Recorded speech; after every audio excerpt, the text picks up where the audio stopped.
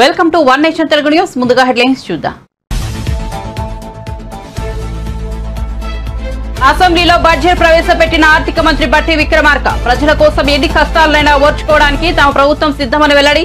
ధనిక రాష్ట్రంలోనూ ప్రజల కష్టాలకు గత ప్రభుత్వమే కారణమని విసురులు.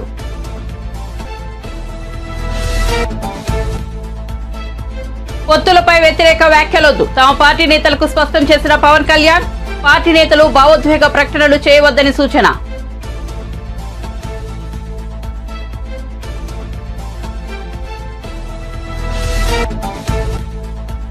టీఎస్ఆర్టీసీ కొత్తగా తెచ్చిన 100 ఆర్టీసీ బస్సులను ప్రారంభించిన రేవంత్ రెడ్డి. కార్మికులు సమ్మెకు దిగితే కేసీఆర్ కార్మిక సంఘాలను రద్దు చేశారని వెల్లడి.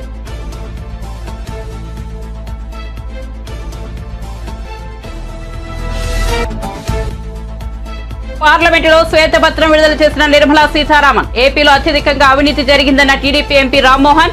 అవినీతి యువరాజు ఆస్తులు 7 ఏళ్లలో పెరిగిపోయాయని వ్యాఖ్యలు.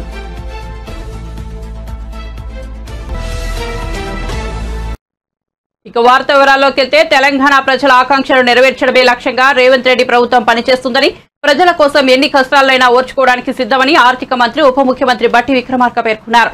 శనివారం అసెంబ్లీలో బడ్జెట్ ప్రవేశపెట్టి ఆయన మాట్లాడారు. అమరవీరులు దేశం దేనికోసమైతే త్యాగాలు చేశారో వాటిని సాధిస్తామని పేర్కొన్నారు. ఇనుప కంచెలు బద్దలు కొట్టి ప్రారంభమైన ప్రజాపాలన నిరాటకంగా కొనసాగుతుందని బట్టి చెప్పారు. ధనిక రాష్ట్రంలోనూ ప్రజలు కష్టాలతో సతమతం కావడానికి గత ప్రభుత్వ విధానాలే కారణమన్నారు. కొందరి కోసం అందరూ అన్నట్లుగా గతంలో పాలన కొనసాగిందని బీఆర్ఎస్ పై విమర్శలకు పీశారు. మార్పు కోరుతూ స్వేచ్ఛను సాధించుకున్నారంటూ రాష్ట్ర ప్రజలకు బట్టి విక్రమార్క కృతజ్ఞతలు తెలియజేశారు. తమ ప్రభుత్వం మాత్రం అందరి కోసం మనమందరం అనే నూతన స్ఫూర్తితో పనిచేస్తోందన్నారు. 6 గ్యారెంటీల అమలుకు ప్రాధాన్యత కల్పించడంతో పాటు సంక్షేమం, అభివృద్ధి ధ్యేయంగా బడ్జెట్ ను ప్రవేశపెట్టినట్టు చెప్పారు. కాగా కాంగ్రెస్ ప్రభుత్వం ప్రవేశపెట్టిన తొలి బడ్జెట్ కావడంతో సర్వత్రా ఆసక్తి నెలకొంది. స్వేచ్ఛ సాధించుకున్న తెలంగాణ ప్రజానికానికి మనస్ఫూర్తిగా నమస్కరిస్తున్నాం. భారత రాజ్యాంగ పీఠిక గుర్తు చేసుకుంటూ పౌరులెల్లరకు సామాజిక, ఆర్థిక, రాజకీయ న్యాయమును, భావము, భావ ప్రకటన, విశ్వాసము, ధర్మము, ఆరాధన వీటి స్వాతంత్రమును అంతస్తులోనూ అవకాశంలోనూ సమానత్వంలో చేకూర్చుటకు ఈ స్ఫూర్తితో మీ ముందుకు ఈ బడ్జెట్తో వచ్చాం. తెలంగాణ త్యాగమూర్తులు ఏ ఆశయాల కోసం ఆత్మార్పణ చేశారో వాటిని సాధించడం కోసం, వారి కలలను సాకారం చేయడం కోసం, వాటిని ఆచరణలోకి తీసుకొని రావటం కోసం ఈ సమావేశాల్లో మా కార్యాచరణ మీ ముందు ఉంచబోతున్నాం. కొందరి కోసం మాత్రమే అందరూ బతకాలి అనే నిరంకుశ విధానాలను ఎదిరించిన తెలంగాణ ప్రజలు ఇప్పుడు నిజమైన అభివృద్ధి వైపు అడుగులు వేస్తున్నారు. అందరి కోసం మనమందరం అనే నూతన స్ఫూర్తితో మన చిరకాల ఆశలు, ఆకాంక్షలు తీర్చుకోవటానికి ఇప్పుడు సరైన వేదిక ఏర్పాటైందన్న భావన కూడా తెలంగాణ ప్రజల కళ్ళల్లో స్పష్టంగా కనిపిస్తూ ఉంది. ఎందరో యువకుల త్యాగాల పునాదులపై ఏర్పడిన తెలంగాణ 10 ఏళ్ల తర్వాత నిజమైన ప్రజాస్వామ్యం అంటే ఏమిటో రుచి చూస్తున్నది. ఈ నేపథ్యంలో మనం ఈ స్వేచ్ఛ తెలంగాణలో తొలి బడ్జెట్ ప్రవేశపెట్టుకోవటం ఎంతో ఆనందకరమైన విషయం. సమాన అవకాశాలు 54 దరఖాస్తులు వస్తే వాటిలో 14,951 ఇళ్ల కొరకు, 8,927 భూ సమస్యల గురించి, 3,267 పెన్షన్ల గురించి మరియు 3,134 ఉద్యోగ కల్పన గురించి వచ్చాయి. ప్రజావాణిలో వికలాంగులు, వృద్ధులు, మహిళలు మరియు పిల్లల కొరకు ప్రత్యేక కౌంటర్లను ఏర్పాటు చేసి అదనపు సౌకర్యాలు కూడా కల్పించాం. వైద్య సేవల నిమిత్తం వచ్చే రోగుల సహాయార్థం ఆరోగ్యశ్రీ కౌంటర్లను ఏర్పాటు చేశాం. ఒక పోర్టల్ ద్వారా ప్రజావాణి దరఖాస్తులన్నింటినీ నమోదు చేసి అవి పరిష్కారం అయ్యేదాకా వాటిని పర్యవేక్షించడానికి కలెక్టర్లకి, శాఖాధిపతులకి ఆదేశాలు ఇచ్చాం. ప్రజావాణి సక్రమంగా నిర్వహించేలాగా ఒక సీనియర్ ఐఏఎస్ని ప్రత్యేక అధికారిగా నియమించాం. సంపూర్ణ ప్రజా సంక్షేమమే కాంగ్రెస్ ప్రభుత్వ ప్రణాళిక. అందుకే 6 హామీలను ప్రజల ముందు ఉంచి వారి ఆమోదంతో ఈ శాసనసభ వేదిక ద్వారా వాటిని అమలు చేసేందుకు మా ప్రణాళికను మీ ముందు ఉంచుతున్నాం. హామీ ఇచ్చిన 6 గ్యారంటీల్లో 2 గ్యారంటీలు మేము బాధ్యతలు స్వీకరించిన 48 గంటల్లోనే ప్రారంభించి కాంగ్రెస్ ప్రభుత్వ చిత్తశుద్ధిని నిరూపించుకున్నాం. 6 హామీల అమలుకై అర్హులైన లబ్ధిదారుల నుండి దరఖాస్తులు స్వీకరించడం కోసం ఇచ్చిన హామీలు అమలు చేయని ముఖ్యమంత్రి జగన్ వైఎస్ రాజశేఖర రెడ్డి ఆశయాలను ఏ విధంగా నిలబెడతారని ఏపీసీసీ అధ్యక్షులు వైఎస్ షర్మిల ప్రశ్నించారు. మద్యపాన నిషేధం చేశాకే ఓట్లు అడుగుతానన్న జగన్ మద్యం పేరిట దోపిడీ చేస్తున్నారని మండిపడ్డారు. అనకాపల్లి జిల్లా ములగపూడి రచ్చబండ కార్యక్రమంలో ఆమె పాల్గొన్నారు. బిడ్డలు బాగుపడ్డారా? పెద్ద పెద్ద పరిశ్రమలు వచ్చాయా? మన ఆర్థిక స్థితిగతులు బాగుపడ్డాయా? మన రాష్ట్ర పరిస్థితి మొత్తము అర్థమైపోతుంది. ఇప్పుడు జగనన్న గారి ప్రభుత్వంలో కనీసం గిట్టుబాటు ధర వస్తుందా అంటే ఒక చోట కూడా, ఒక రచ్చబండలో కూడా ఒక రైతు కూడా అమ్మా మేము బాగుపడుతున్నాము, మాకు గిట్టుబాటు ధర వస్తుంది, వ్యవసాయం బాగుంది, మేము డబ్బులు చేసుకుంటున్నాము అన్న రైతు రేనేలేడు. మొత్తం రైతులందరూ అప్పుల పాలైపోయారు. ఈ రోజు వ్యవసాయం పండుగ కాదు, ఈ రోజు వ్యవసాయం దండగ. పోనీ బిడ్డలు ఏదైనా ఉద్యోగం చూసుకుందామా అంటే ఆ ఉద్యోగాలు లేవు. జగనన్న గారంటే నాకేం దేశం లేదు, నా రక్తమే. కానీ ఇది సిద్ధాంతపరమైన వ్యతిరేకం మాత్రమే. జగనన్న గారికి రైతులంటే ఎందుకంత చిన్న చూపు, వ్యవసాయం అంటే ఎందుకంత చిన్న చూపు? ఈ రోజు రైతుకు కనీసం పంట పండిస్తే గిట్టుబాటు ధరే లేదు అంటే ఇంకా రైతుకు మీరు ఏమి గౌరవం ఇచ్చినట్టు అని అడుగుతున్నాం. తల్లిదండ్రులే కూలీ నాలీ చేసుకుని అప్పు సొప్పు చేసుకుని బిడ్డలను చదివిస్తే కనీసం ఆ బిడ్డలకు ఉద్యోగాలు కూడా రావటం లేదు కదా.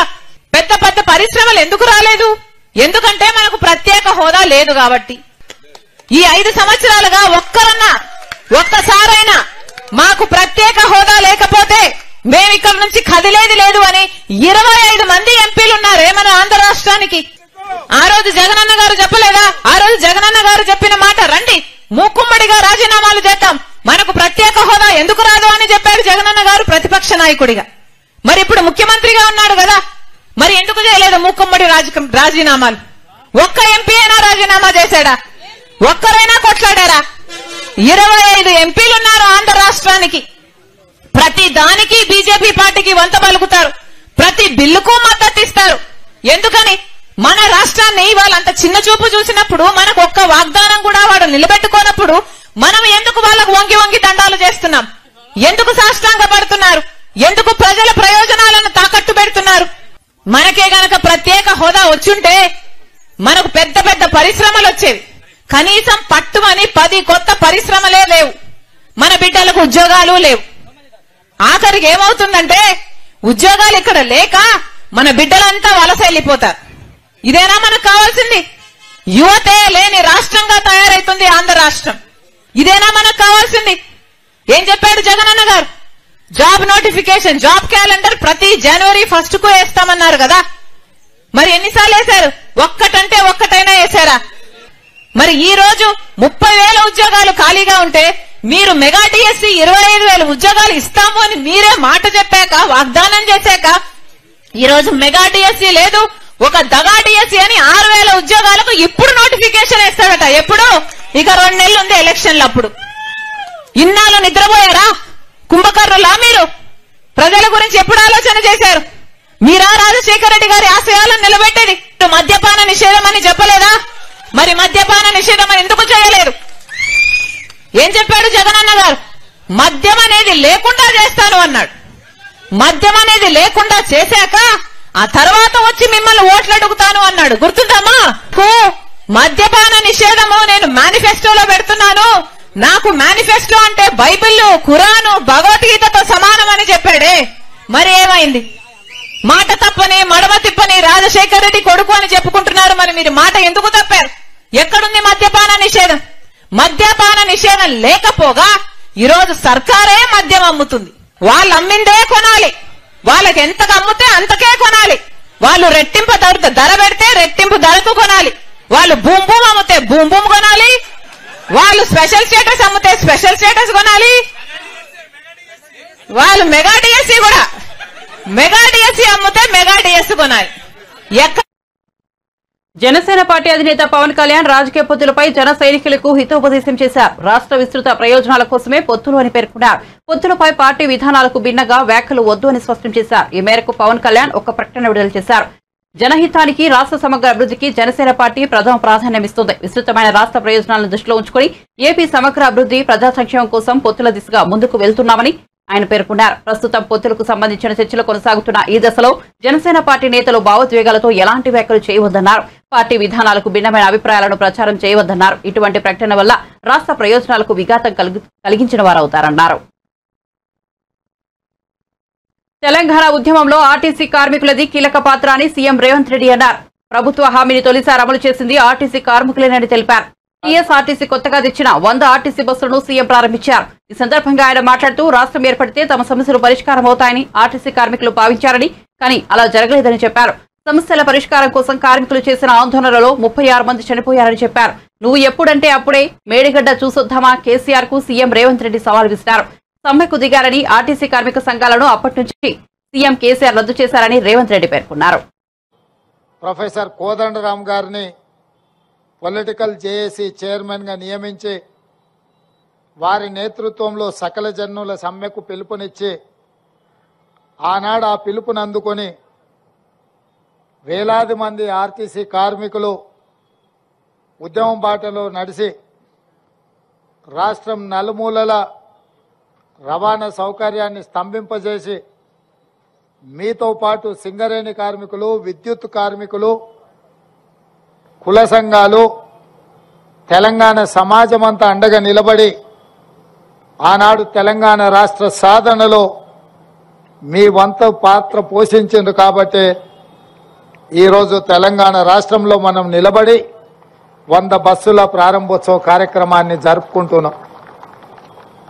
రాష్ట్రం వచ్చినాక మీ సమస్యలన్నీ పరిష్కారం అవుతాయని మీ కార్మిక సంఘాలను పిలిచి ఆనాటి ప్రభుత్వాలు చర్చలు జరిపి దీర్ఘకాలికంగా అపరిష్కృతంగా ఉన్న మీ సమస్యలు పరిష్కారం అవుతాయని మీరందరూ భావించారు, మేము కూడా భావించినాం. కానీ దురదృష్టవశాత్తు తెలంగాణ ప్రజల కోసం తెలంగాణ ప్రజలెన్నుకున్న ప్రభుత్వం కార్మికులను శత్రువులుగా చూసి మీరు తెలంగాణ రాష్ట్రంలో సమ్మెకు పిలిపిస్తే దాదాపుగా 90 రోజులు మీరు సమ్మె చేపట్టిందని నేను అనుకుంటున్నా. రోజు దాదాపుగా నెలల కొద్దీ మీరు సమ్మె చేసినా ఆనాటి ప్రభుత్వం మీతో చర్చలు జరపలేదు.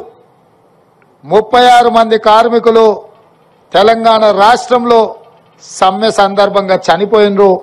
కనీసం ఆ కుటుంబాలను ఆదుకోవాలన్న ఆలోచన కూడా ఆనాటి ప్రభుత్వాలు ఆలోచన చేయలే.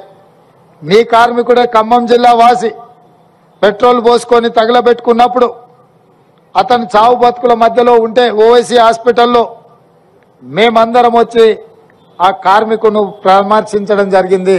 ఆ తర్వాత వారు మరణించడం జరిగింది. ఆ కుటుంబానికి ఆర్థికంగా లోటు లేదు. ఆర్టీసీ ఉద్యోగం లేకపోయినా బ్రతకగలిగే స్తోమత ఉన్నా వేలాది మంది సహచర కార్మికుల సమస్య పరిష్కారం కావాలి, ఆనాటి ప్రభుత్వానికి కనువిప్పు కలగాలి అని ఆ కార్మికుడు ప్రాణత్యాగం చేసిండు.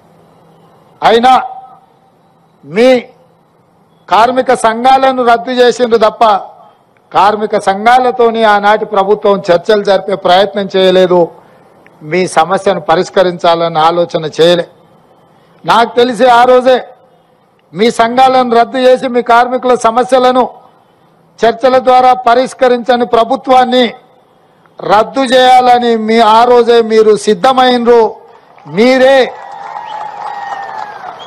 మీరే ఆనాటి నుంచి ఆనాటి ప్రభుత్వాన్ని రద్దు చేయడానికి బ్రాండ్ అంబాసిడర్లుగా మారి బస్సు ఎక్కిన వాళ్ళను, బస్సు దిగిన వాళ్ళను ప్రతి ఒక్కరిని ఇక ఏమాత్రం ఆనాటి ప్రభుత్వాన్ని క్షమించకూడదు అని చెప్పి ప్రతి ఒక్క ప్రయాణికుడికి చెప్పి ఈరోజు ప్రజాపాలన రావడానికి కాంగ్రెస్ ప్రభుత్వం ఏర్పడడానికి మీరు అత్యంత ముఖ్యమైన పాత్ర పోషించారు అని చెప్పి పిసిసి అధ్యక్షుడిగా ఈ రాష్ట్ర ముఖ్యమంత్రిగా ఈ వేదిక మీద నుంచి నేను చెప్పదలుచుకున్నా.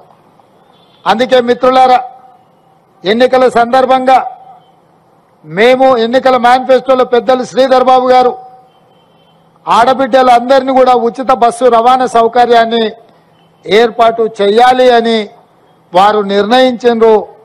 ప్రభుత్వం ఏర్పడ్డ ఎంబడే వారు ఆదేశించారు.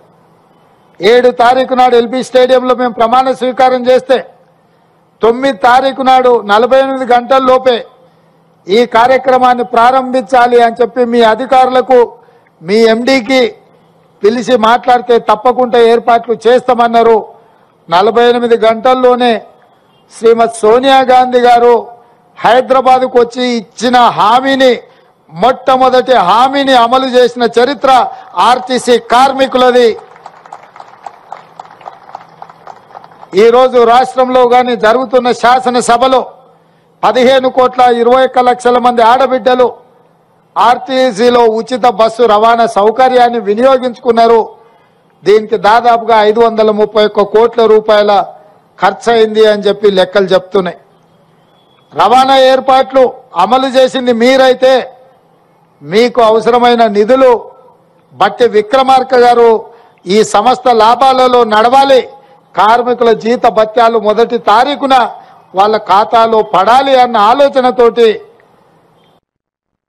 రాష్ట్రంలోని అన్నదాతలను ఆగం చేసే విధంగా కాంగ్రెస్ బడ్జెట్ ఉందని మాజీ మంత్రి సిద్దిపేట ఎమ్మెల్యే హరీష్ రావు దుర్మెత్తారు. కాంగ్రెస్ ప్రభుత్వం శాసనసభలో ఓట్ ఆన్ అకౌంట్ బడ్జెట్ ప్రవేశపెట్టిన అనంతరం హరీష్ రావు మీడియాతో మాట్లాడారు.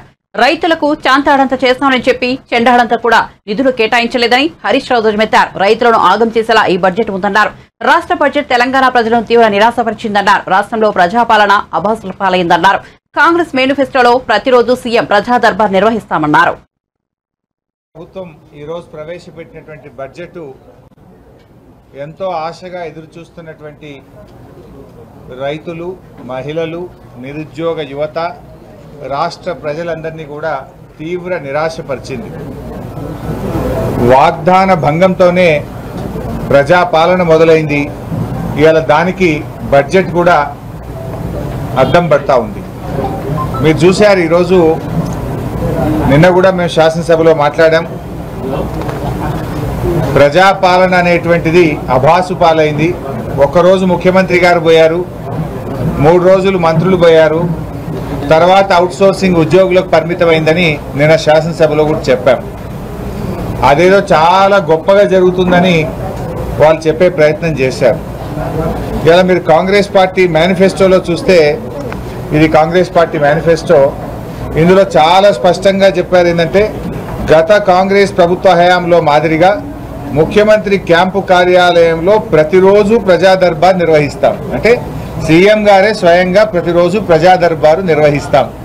కానీ జరిగింది ఏంది, ఒక రోజుకు మాత్రమే పరిమితం చేసి ప్రజా దర్బార్కు ఇప్పుడు గతంలో కలెక్టరేట్లలో తీసుకున్నటువంటి దరఖాస్తులకు దీనికి తేడా ఏమున్నది అంటే, వాగ్దాన భంగంతో ప్రజాపాలన ఎట్లా మొదలైందో ఇవాళ బడ్జెట్ కూడా అదే రకమైనటువంటి వాగ్దాన భంగాలతోనే మొదలైందని చెప్పొచ్చు. కొండంత ఆశలు చూపి గోరంత కూడా చేయని బడ్జెట్ ఈ బడ్జెట్.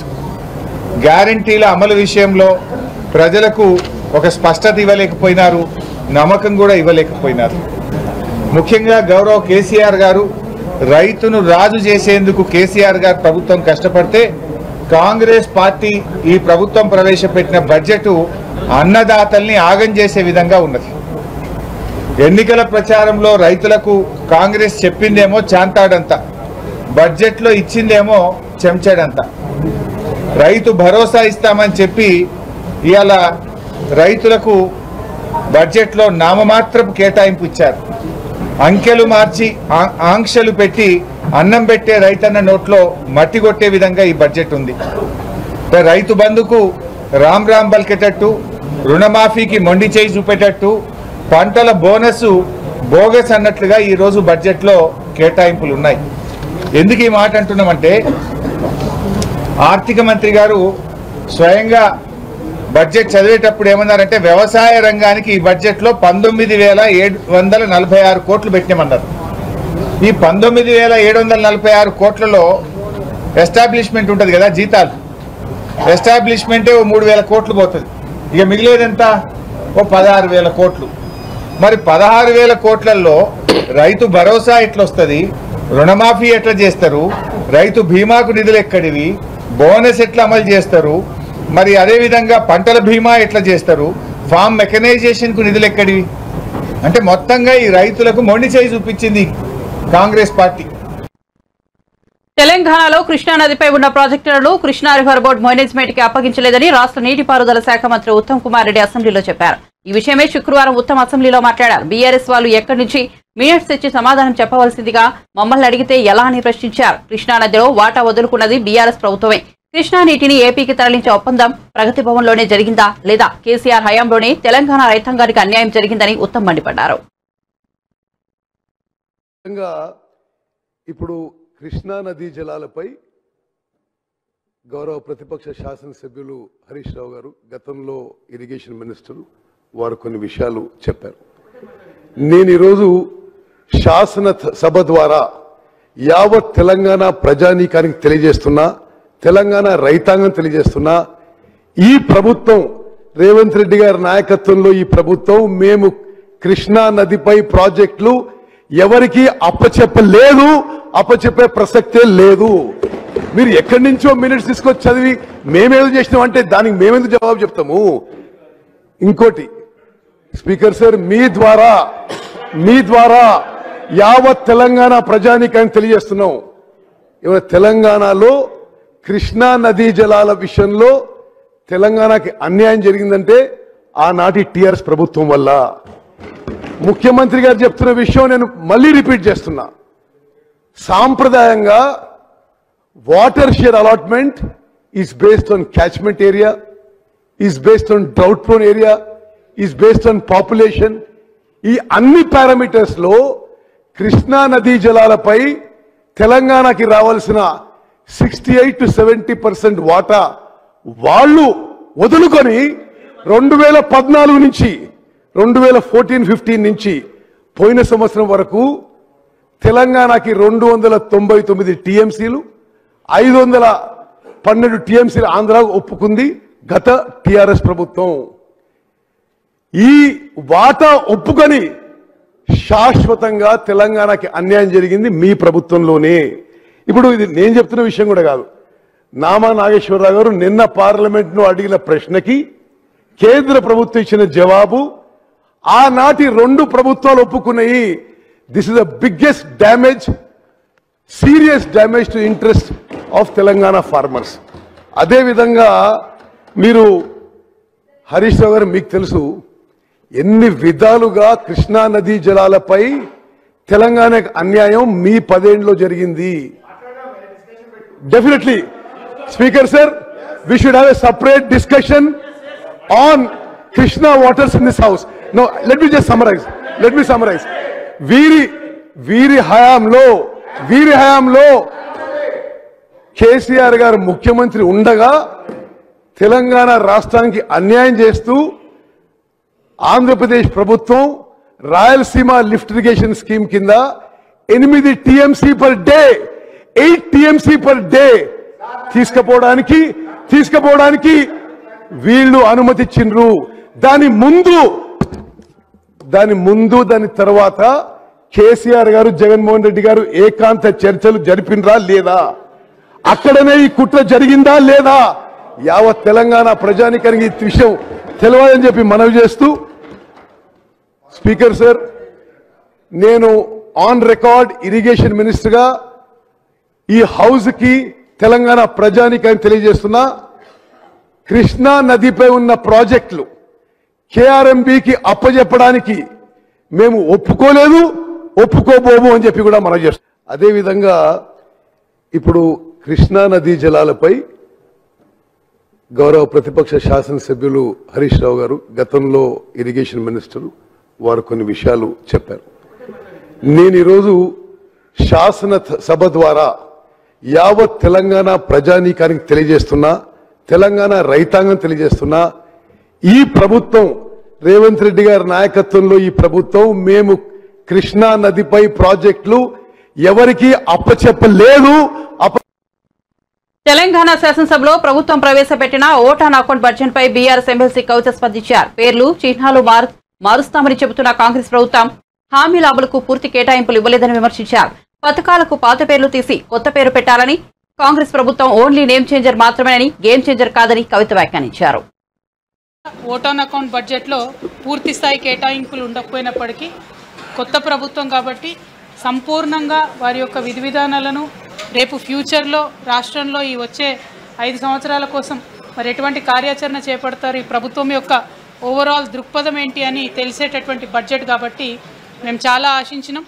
వారు పెట్టినటువంటి అనేక మేనిఫెస్టోల్లో ఉన్నటువంటి అంశాలన్నీ కూడా మరి వాళ్ళ చెప్తారేమో. కేటాయింపులు ఇంపార్టెంట్ కాదు, కానీ వారి యొక్క అవుట్లుక్ ఎట్లా ఉంది, వారి యొక్క దృక్పథం ఎట్లుంది అనేటటువంటిది తెలుస్తుందని మేము అనుకున్నాం.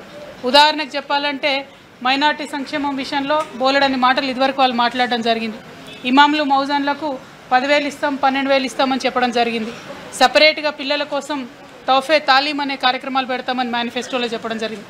కానీ వాళ్ళ మొత్తం మైనార్టీ సంక్షేమం కేవలం ఒక పారాగ్రాఫ్లో క్లోజ్ చేసేసి 2,000 కోట్ల రూపాయలు ఇస్తున్నామని చెప్పడం జరిగింది.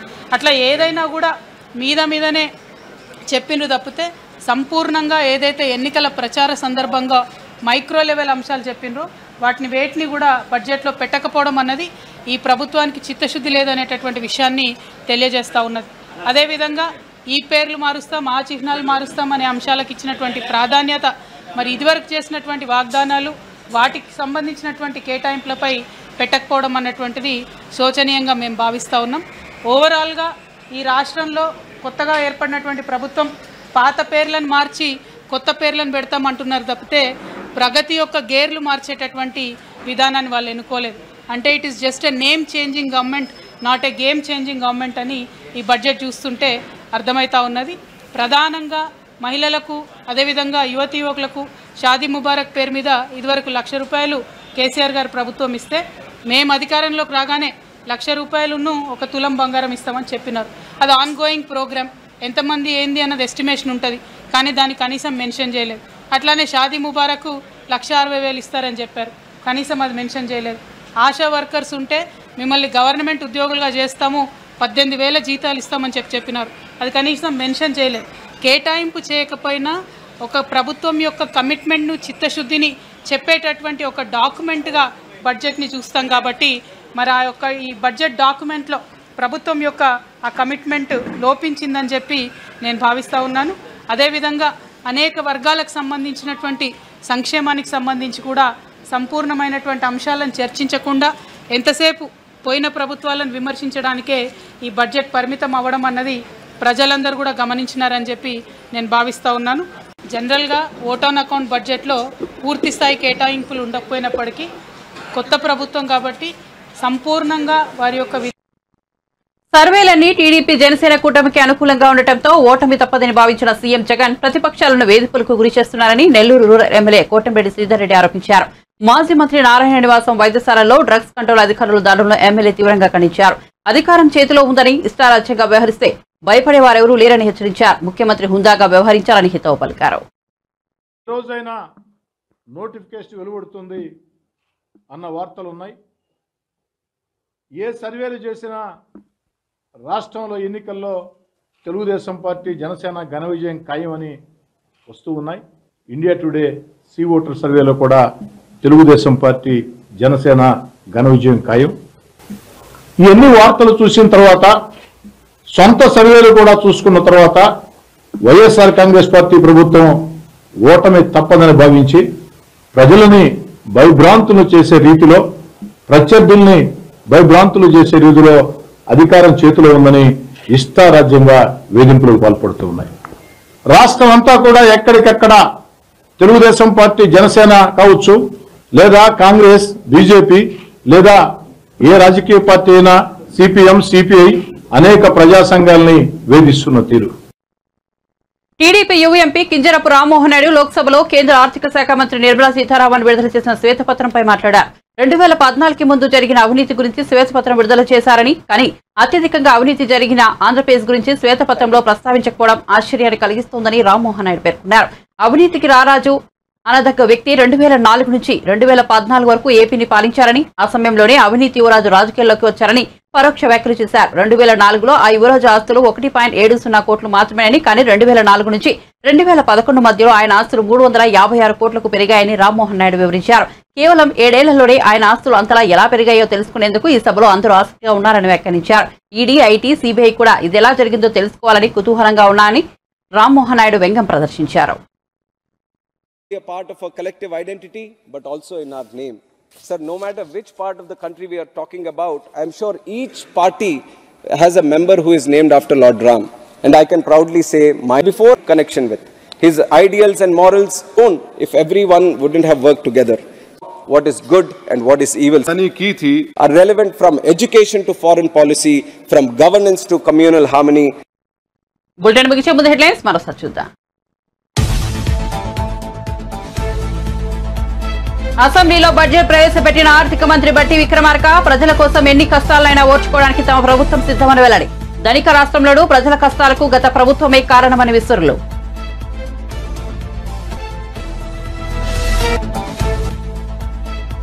పొత్తులపై వ్యతిరేక వ్యాఖ్యలొద్దు, తమ పార్టీ నేతలకు స్పష్టం చేసిన పవన్ కళ్యాణ్. పార్టీ నేతలు భావోద్వేగ ప్రకటనలు చేయవద్దని సూచన.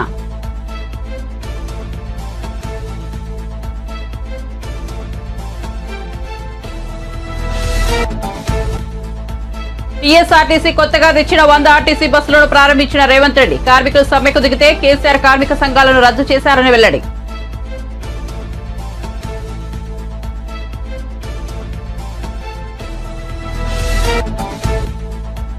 పార్లమెంటులో శ్వేతపత్రం విడుదల చేసిన నిర్మలా సీతారామన్. ఏపీలో అత్యధికంగా అవినీతి జరిగిందన్న టీడీపీ ఎంపీ రామ్మోహన్. అవినీతి యువరాజు ఆస్తులు 7 ఏళ్లలో పెరిగిపోయాయని వ్యాఖ్యలు.